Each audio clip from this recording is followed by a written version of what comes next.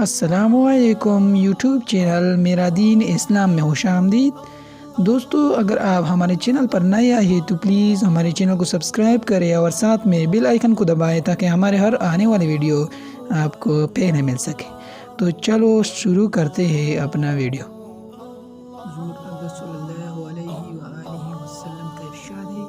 کہ جو شخص ہر نماز کے بعد سبحان اللہ 33 مرتبہ، الحمدللہ 33 مرتبہ، اللہ اکبر 33 مرتبہ اور ایک مرتبہ لا الہ الا اللہ وحدہ لا شریک لہ لہ الملک و لہ الحمد وہو علی کل شیء قدیر پڑھے،